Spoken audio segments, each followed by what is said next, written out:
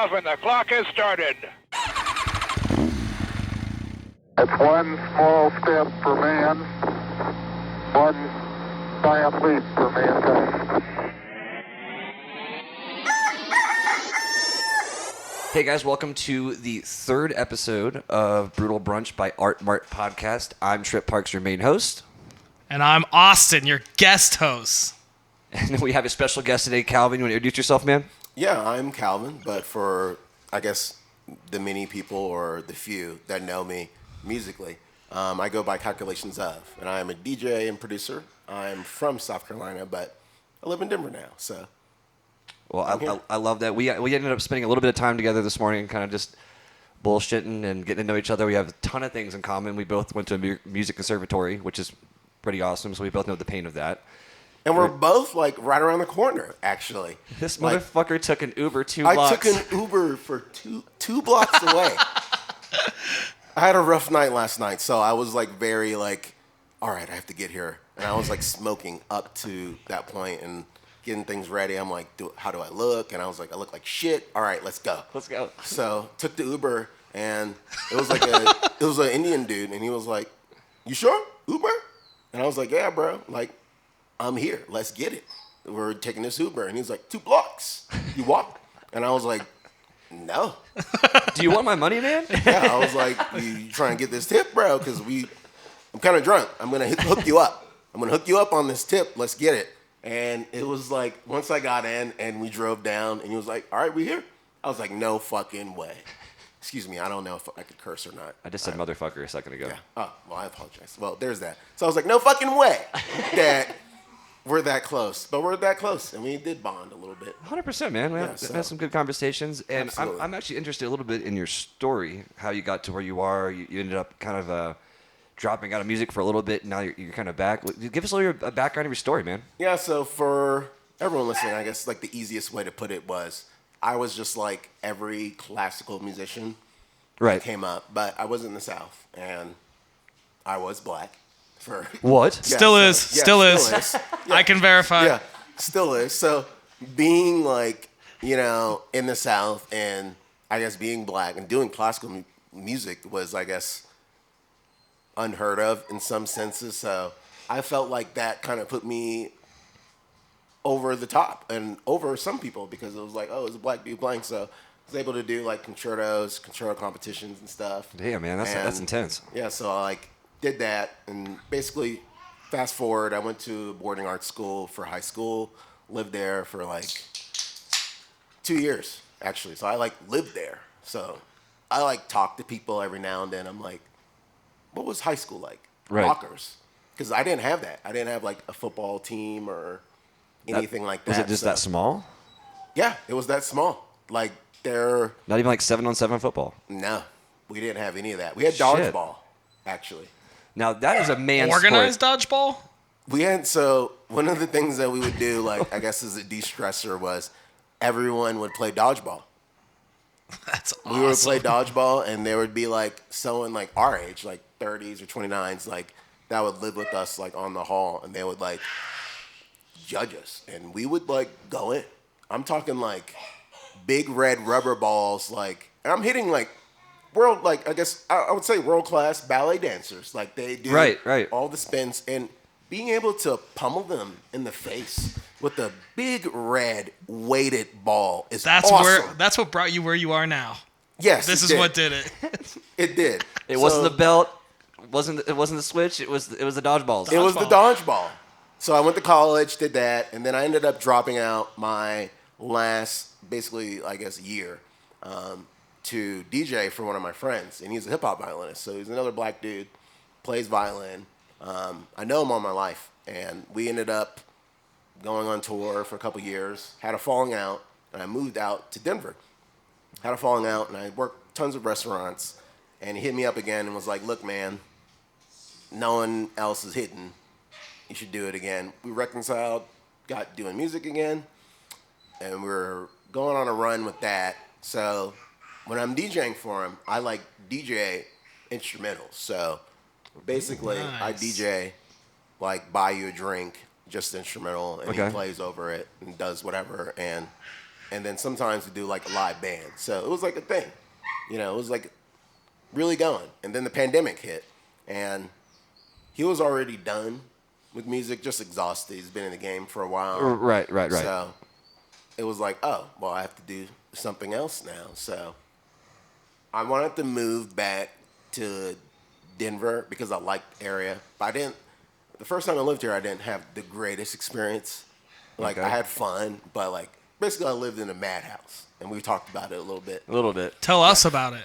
Yeah, so I lived in an apartment with all artists, musicians, models, and it was like a revolving door. There was always someone leaving and going, and it was just like me and this other guy that was always there. Shout out to Doggy. They're there. So I was always there, and it was a revolving door. So we had one of the people that like lived with us actually on their application they put for proof of income, sugar daddy, on the application. And they looked at it and they were like, "Can you pay rent?" I would approve that. I mean, 100%. Sugar daddies don't go away. Yeah, and It's for life. It's for life. they were able to. But yeah, a lot of drugs, a lot of partying, and I eventually left and came Was it back. was it just too much? It was too much. I did meet a few good people. Shout out to Josh and Abby. They're here. Oh yeah, so this would be a great time to actually tell everyone this is a live recording in front of a live audience of children, dogs, and some half grown up adults. That's a very accurate statement of what I'm looking at. Yeah, but shout out to Josh and Abby. There were some shining stars and some older folks that I should have been hanging out with that I never did. And, you know, kept in touch with them. And the pandemic hit. I was grounded. Couldn't do any shows or anything. And at this time, while the pandemic hit, before that, I was basically flying out every week. And I was like doing... It's exhausting, right? Yeah, it was. It was. Like, I did stuff for Gatorade, Porsche, like, all these big corporate things. Private parties that were, like, very, like, high-end and stuff. I did a wedding once where a singer, Carl Thomas, I don't know if you remember him. It He was sounds there. super familiar. Yeah, he had, like, a couple of songs back in the day, like in the 90s and stuff. And, yeah, it was awesome, actually. It was very, very awesome. But then the pandemic hit, and then next thing you know, no one could do anything. And I was just live streaming to some of my fans. And I was like, you know what? I'm going to move to Denver. And I was like, I'm done with music. And my buddy was done. And I was like, I'm just going to bud 10. And I did that for maybe like 2 months. Okay. And then I just like was like, I'm going to do music. Because I look at $1,000 equipment like in my room every day that I don't use. And it feels like shit, right? Yeah, it does. I did the same thing. I was like, I had all the pandemic to write music, and I did diddly squat with it. Weird. I had nothing, but I wrote a few songs. Can you sing one of them for us? Yeah, please. That's for the next podcast. The next Okay. one? All right, we'll put it up on Spotify for everyone to hear. Sold. Please. The great bearded one sings again. La la la la la. But yeah, no, I had kind of the same thing. You know, I told you a little bit my background about conservatory, doing music production, and I just had all this music equipment sitting here. And I talked to people about podcasts for a while, and it finally kind of just caught on. And Yeah. I now don't feel like I'm actually using my shit again. Yeah. You I mean, know? because you look at it and you're Yeah. like, you know, this is what I'm supposed to do, my purpose. Right. You know, then the pandemic hit and it's like, oh, well, what am I going to do now? You know, so I hit up a couple of my friends, Josh and Abby included, and a couple other folks, and they're like, well, Denver's still awesome, you know, minus the crazy people you dealt with. So moved back, got into cannabis, and unlike being in the industry, and I will say this, being in the industry kind of pulled me back into music just because, like, I don't know. They run parallel, to be honest. Yeah. A lot of that shit runs parallel. One of my interviews, like on my resume, it says national recording artist, and it might sound like weird, I guess, to put down and whatever, but that's what I was doing. No, dude, brag So- about that shit. Yeah, so like one of them was like, "Why do you want to do this?" Like, dude, I would be doing music. He was trying to convince me not to work at the dispensary, which is crazy. Well, I mean, you have a huge following, don't you, on social media from your music, right? I do, and that was sort of like from a piggyback of working with some of the artists that I worked with, and then for a time, we were like, this is just a real thing. We were like, how much can we grow our social media following? So Right. we got psycho with it, and we were like trying to reach out. What kind of things did you do, man? Like, let's help some other artists out, maybe to help them get somewhere. You know, so there are actually platforms Everyone. online. Everyone. Yeah, everyone. There are platforms online where you can like post something like a picture on Facebook, like something leading like, do you like these French fries, or do you like this baby cry? You know, is this baby crying? That one? Yeah.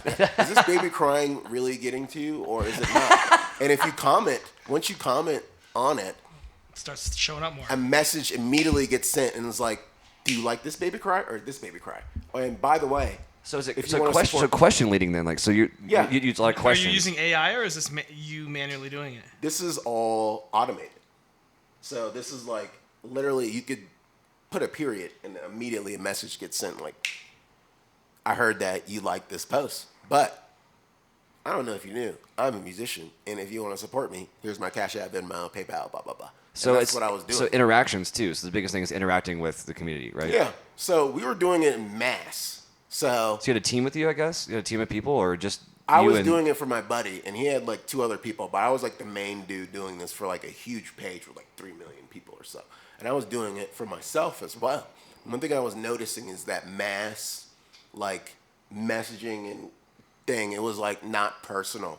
So even on my pages now, like I have people I don't even know. I don't know these people. I tell people I don't. You have like 100,000 followers. How you know all of them? Exactly. But How don't you know them all? exactly.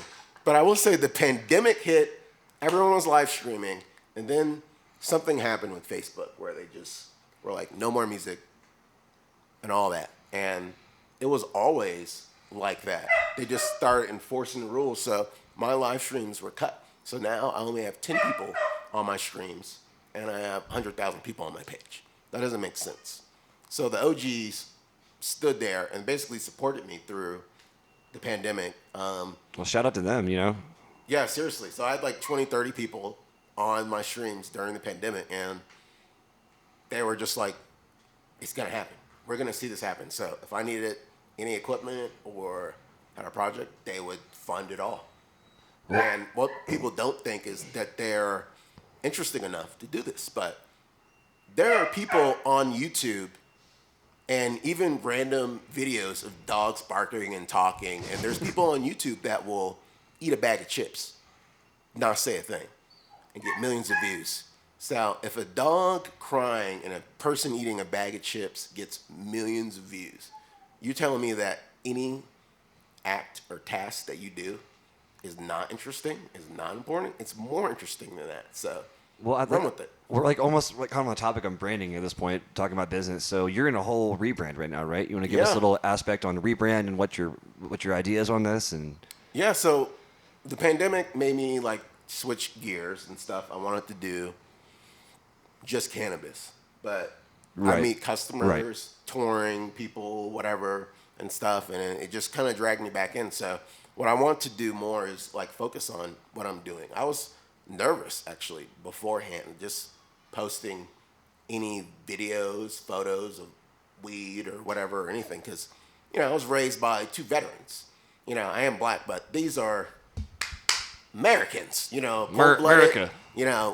Got in the military, and smoking weed it's almost as bad as doing like meth or heroin back home. So I'm from the South, man. I get it. yeah, so like doing this it's just a little scary for me, I guess. But Do your parents know that you work at a dispensary? oh, they do, and it was crazy because I told them about it, and they were like, "Yo, this is a really good idea. This industry is always booming." They looked at it almost like it was like the pharmacy, and like being in like the pharma world and dealing with drugs, and stuff. But my dad, he went around the world. Like he was in the old military, is what I call it, where they tell you, join the military, travel the world, meet women, or whatever. So he traveled all over. I like the third one. Yeah. Now you just basically, you're going to the desert, you're gonna fight. You get fucked by Uncle Sam at this point. Yeah, but he did No that, lube.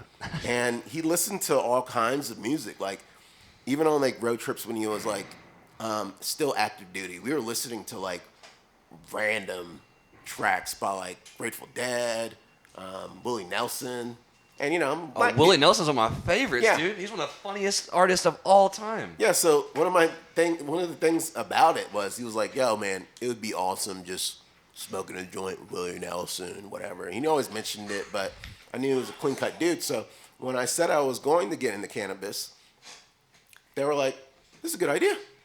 It's booming right now," and they're all about money. They're like, "If you get a job with benefits, Yeah. you're good in our book." And I did. I was able to get a job in cannabis with benefits, and they don't care. So I want to apologize to our audience about the dog. She hasn't smoked crack in about 3 hours, so she's a little hungry for some more.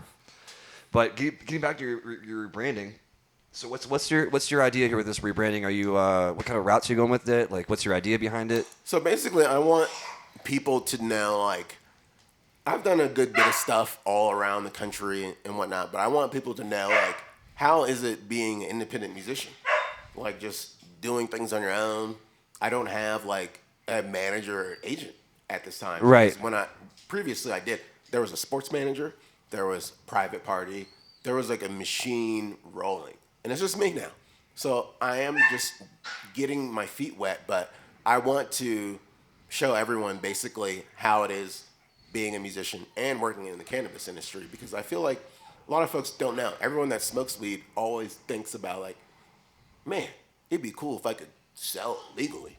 Like, Right. Everybody has a moment where they're smoking weed with their buddies and they're like, man, we should totally open up a dispensary or like work here or whatever. But once you do it, it's pretty dope. And I will say, I'm just floored by how many people I'm meeting and actually how I was dragged back into the industry. So with this rebranding, I guess, quote unquote, what I want to do is just showing myself even more personally, because there was a facade, because I had a big, like, conservative crowd, actually. Really? Yeah. So All right. during the pandemic, I made it one of my goals to expel some of the crowd I felt like was just there and conservative. So every now and then I would, I'm not even messing, I wiped everything clean, but every now and then I would put in black, it was a black background, big white font, Black Lives Matter. Or sometimes I'll do BLM. And then I would get like, well, gosh darn, I'll tell you, all lives matter. Like, fuck, you know what?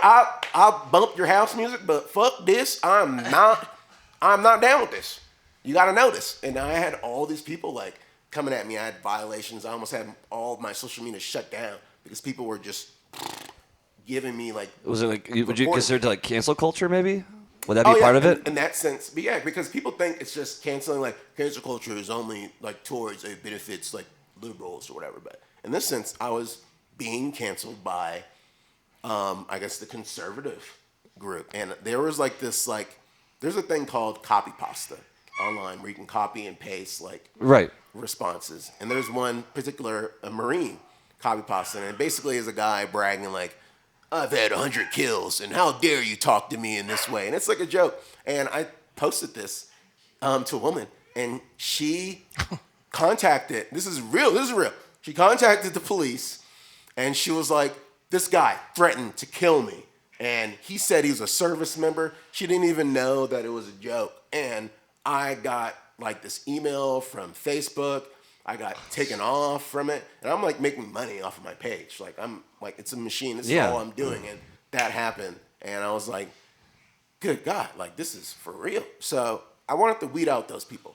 And now that I'm doing what I'm doing now, I feel like I can be a little bit more personal. I can say I smoke weed, but when I would post like a weed smoking thing, like people would be like, well, do you know this guy that I know? And I'm like, what guy? His name is Jesus Christ. He'll save your life. And I was dealing with that. So this quote-unquote rebranding is just me being a little bit more personal with folks and just showing them more of an inside of my life, because weed is a big part of my life. You know, it's a thing. Like, and there's nothing wrong with it. Yeah. And even our guest host here, Austin, he's got a cannabis store. You want to plug yourself real quick? You got the opportunity? Go buy weed at Pharmaceuticals now. Pharmaceuticals. Can I get a hookup if I go? Absolutely. All right. Well, I'm gonna go then.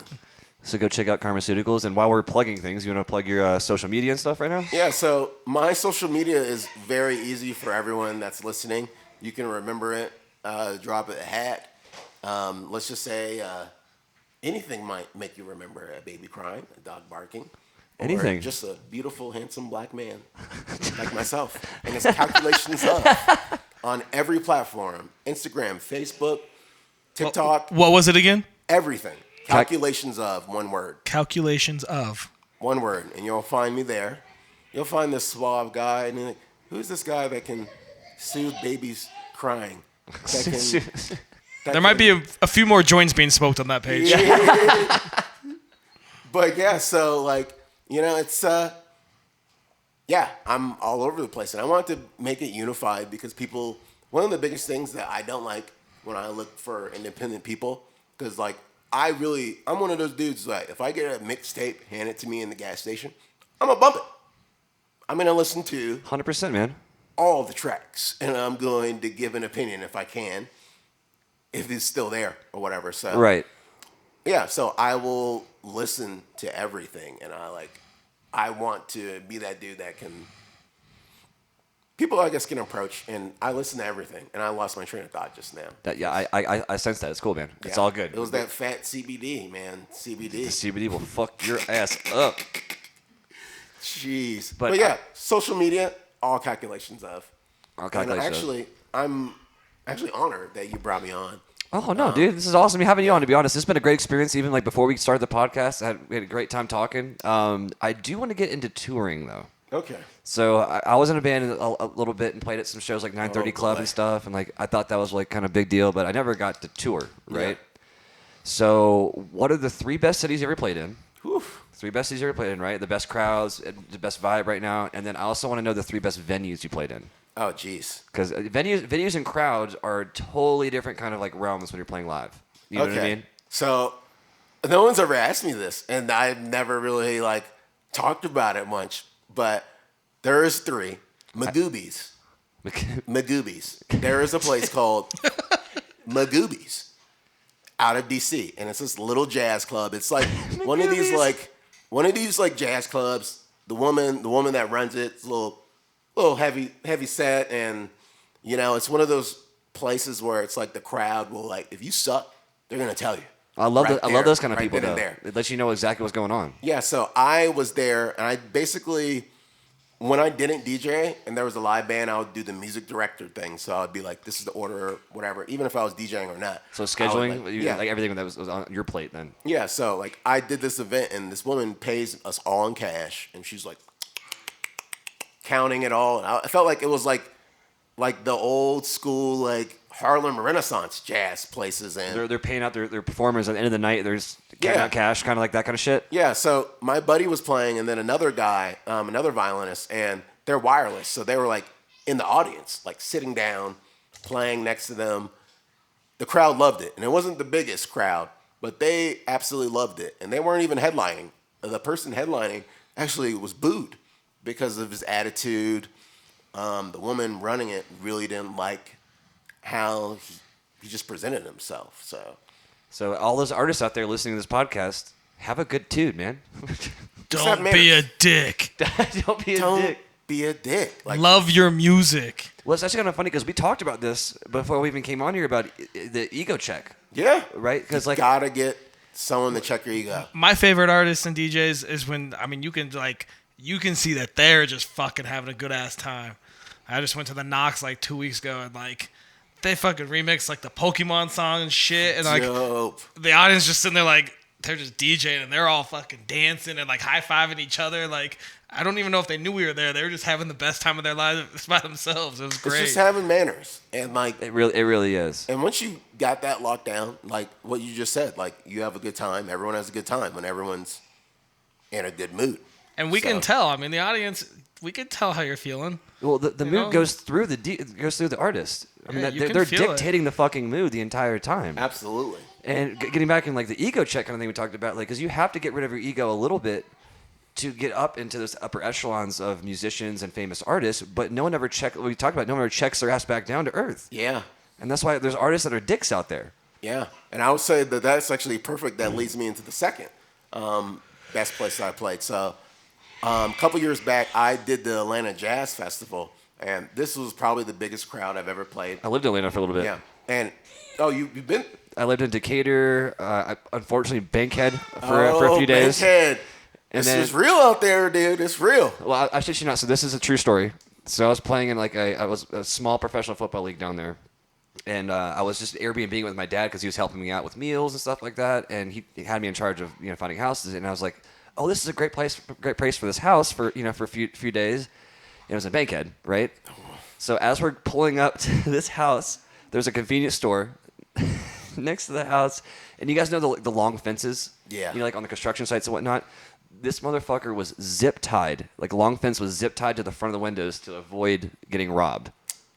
Yeah. Jesus. And it still said long fence, so those motherfuckers stole it from a construction site and then zip tied it to a convenience store. Usually, if you live in an area where a rapper talks about it in their songs, then it's probably not the best area. Sup, T.I.? Yeah, basically. So, yeah, it's not all like walking dogs and My dad and I were the only white people in the neighborhood. My dad had a BMW. Like, we didn't fit, man. Yeah, but yeah, that Atlanta show, it was dope. There was thousands of people there, and actually, this was another instance where I was like the music director, but I was DJing too. So one of the things that I did with one of my buddies is we did so many gigs and we've known each other for so long that we never practiced. And sometimes that would be intense for me because we would go to different cities and never meet these musicians ever in our life and be like, these are the songs. Let's hope it works. So the structure was kind of like shambly, right? Yeah, so this show, thousands of people, we had maybe like 10 minutes to just meet with these musicians I never met. And these are younger guys, too. And I guess they met them randomly through a church. We would always go to churches and, Go to a church in the South? Really? Yeah. We would go to churches and get the musicians. Because these dudes, they could play with no problem. Anything. You could start playing fucking the Bozo song and they would start ripping it. And that was the case in this, but I'm still new, music directing, so I get out there and there's no sound check, basically. So There's no sound check? There's no. It was just like, you're good to go. We already got everything rolling.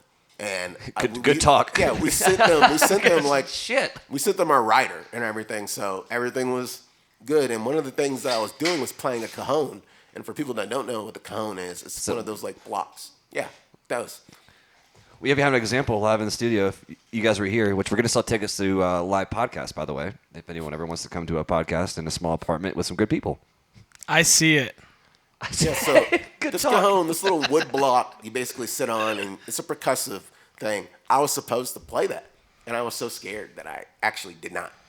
I just stayed. Like, because there's no practice? Was that? I was scared. I just went out. Like, I played for tons of people. Classical, rock, all this stuff. But that was the one time where The wood box scared you. the stage fright scared me because I had to walk out in front of the table where all my DJ stuff was, in front of these people. And then when I did that, actually, and I never really look up because, most of the time I'm in like a theater and it's black and I don't see people. But I looked up and I saw thousands of people and I freaked out. I really did. I was like, there's no way around it. I had stage fright. And I went around. And that was like one of the one shows where I was just head down, I felt, but it was weird because I felt the energy of everyone there, but I was in my own world because I was trying to get over my stage fright that I was having. And that was like the one time that I've ever had stage fright that was so like almost crippling where I couldn't perform to the best of my ability. Well, I kind of want to dive into this a tiny bit with the stage fright talk because I'm not to your level by any extent, but I played a ton of shows and stuff, and the stage fright would cripple people. It would literally, like, I saw people throwing up to their knees. I mean, I get so anxious before I play that I at least dry heave twice, at least. It happens to people. So one of the things I was doing too was I was a road manager to my buddy, and he got invited to do Apollo. So we were in Oh, there he goes. We were in freaking, I think it's Harlem, where the Apollo Theater is. So we're there. I think so, yeah. And that crowd is vicious. They do not play. They don't fuck around over there. They do not. And I remember a girl getting booed off. You know, they do the whole booing thing. She came back bawling, crying, like just bawling. And my buddy, he was, you know, he plays violin, electric pedals and stuff, wireless. So when he started, he was, the audio was messed up. So the crowd started booing him. And I'm sitting here like, oh my God. He didn't even start playing. We started getting booed. And then the announcer, the announcer was like, it's not his fault. It's ours. It's all good. But I saw like how seeing his demeanor, you know, he's played tons of times, but like when you get a reaction like that from people, usually, you know, I'm online and I release a song. Someone's like, oh, it's dope. It's cool. You know, he's played for your buddies. But when you have like that live thing, that's where that deep-rooted, I feel like, stage fright can come from when someone's like, you fucking suck. And doing it on classical music, that was the case because classical music is basically your premise is to play perfect. You have to. That's the whole thing. So it's actually almost better than perfect, to be honest. I mean, both going to a music conservatory, if you didn't play above perfect, you were lame. Imagine how psycho this sounds. There's a song that was written 400 years ago, played by billions of people, and then it's put in front of you, and you're told, make this your own.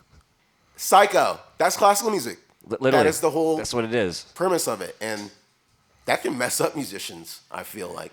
And I feel like that's where the stage fright for me came from, being a perfectionist. And well, we talked about this a little bit before the podcast too. Like, honestly, this is all kind of just jumbling into itself. But like us not releasing music because we're too scared if it's not perfect enough. Yeah.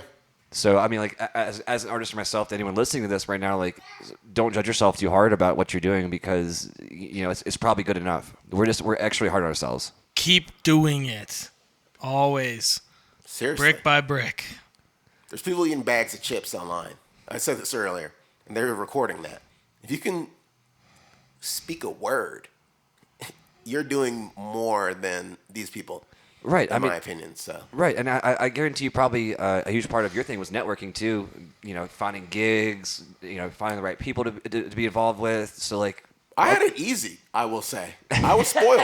I'm not even gonna lie. Like getting into like the gigging atmosphere because my buddy was doing it. When I came in, like I was literally the only reason why I didn't fly first class was because I could get paid more. But he was up there flying first. Like I never had to pay for travel.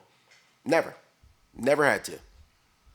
That was the thing that I never had to pay for. And when I stopped, actually, after the pandemic, I had to do a wedding that was canceled. And that was the first time I ever booked my own travel for, like, music stuff. And I'm like, holy cow. A lot to it, isn't there? This adds up. Because, like, I have all my DJ equipment in each individual flight case. And it's one of those, like, metal, looks like I'm about to assassinate someone or something. Yeah, those type of flight cases. I see it. And we have examples everywhere here. Yeah, and it was intense, and I definitely got like the experience. I did a lot of corporate stuff, so I remember I stayed at Trump Tower. Like I stayed at the hotel free, didn't have to pay for anything. Actually, one of the times that I got arrested once at a gig, I got arrested at a Porsche Christmas party. It was Porsche, like North American, like the president was there. We're doing it up. And didn't eat that night. Ended up passing out on another floor, short story. Got arrested. Thrown in Fulton County Jail. It was intense. You said Fulcum? Fulton County. No, I said Fulcum. I was like, that's where Johnny Cash played. Yeah. No, did he play? No, he played at Fulcum, yeah. Fulcum, yeah. Yeah, but Fulton County, if you ever seen that show, 60 Days In, or Locked Up, they actually have several seasons in Fulton County Jail. And you can see how crazy the motherfuckers are. And it was intense.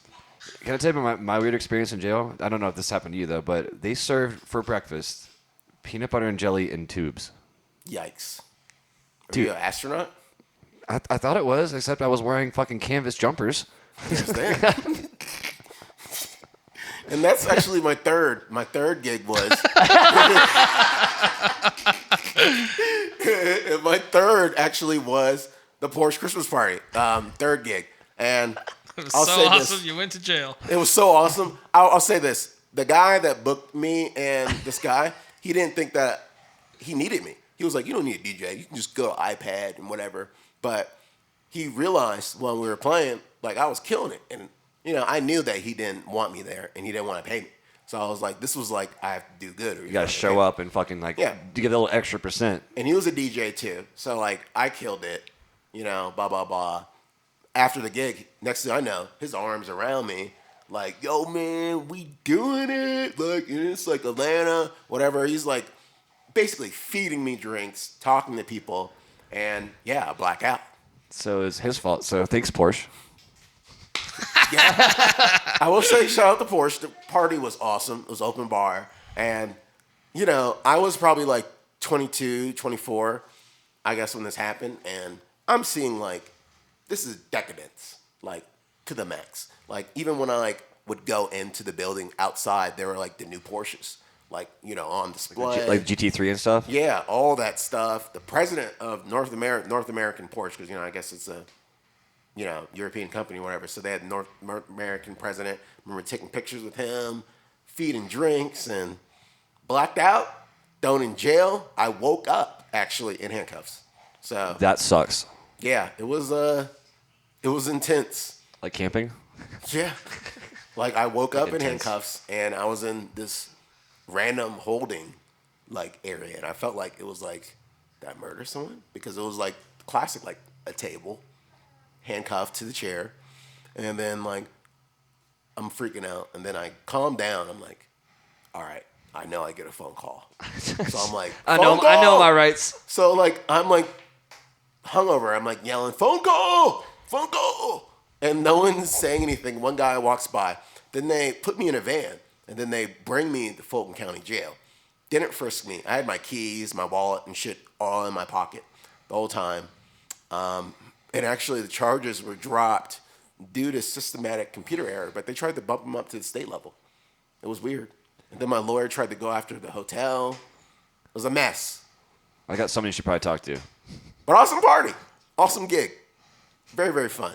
We'll love it. So we're getting kind of closer to the end of the podcast. We'll have you plug again real quick, and then also, honestly, the biggest thing about this podcast, like I said to you before, is like how can we help other artists get to your level? Maybe some advice for other artists that are trying to push through.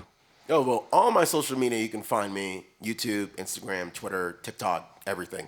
Might not be a lot of stuff on there, but calculations of everywhere you go. And I guess a hint, Say that again. calculations of everywhere you go. Everywhere you go. Everywhere. And I think the biggest thing I feel like with artists is, and we talked about this a couple of times, I mentioned bag of chips, whatever. Yeah. Record everything. Audio or visually. Have it. Because there's going to be a time where someone's going to be like, what do you do? And instead of telling them, you can show them. And actions speak louder than words. Now, They do you always recommend do. they post all that too? Absolutely. Record everything, post everything. The worst to the best. And I will say this, if you're like a dude, man, I started out, actually, I was able to get a song on the radio, and I did that with a pop screen filter that was a hanger and some old pantyhose. That's the way you do it, And man. I had a Lego mic stand. I built a mic stand with a Lego. So I was sitting there, not moving, with this pantyhose pop filter. I recorded a song, and I got it on the radio, on local radio, where I was at doing that. And I wish that I had video of that, because people would never believe it. Like, even just saying it, like, Lego mic stand, pantyhose filter, it's crazy. But people actually want to see you work. It's a process, right? Yeah. They want to see the start process. to finish. They want to see the shitty to the good, because that's what gets those long-term fans and stuff. Well, America is obsessed with underdog stories. Absolutely. Obsessed. Everyone loves Isn't that how America started? No, we With ended the up- British? Well, yeah, we ended up like tar and feathering tax collectors, which we can't do now, evidently. We can't. To each their own. Sure. Well, we want to thank you guys for watching the third episode of the Art Mart series, Brutal Brunch. I almost forgot my own fucking title for my own podcast. Yeah, get it together, man. Yeah, please follow us on Patreon for Trips 2 cents, as well as follow us on Spotify, Audible, YouTube, and yada, yada. Just follow us everywhere, subscribe, like, all the above. Thank you guys so much for our guest host, Austin, for coming here. Thank you so much for our guest today. Thank you for having me. I really appreciate it. Oh, dude, And I anytime. really How do we find you again? calculations of. Everywhere you go. Calculations Or cup of. phone. Because Twitter.com/calculations of. Facebook.com/calculations of. Calculations of. We're talking about doing the world's longest cup phone from our Your apartments. mom/calculations of. I might be. That's your the one I would know you from. dad. I might actually be your father. So there's that. I am black from the waist down, so you know they say. Oh. Wow. We went there. Jeez. And peace. All right.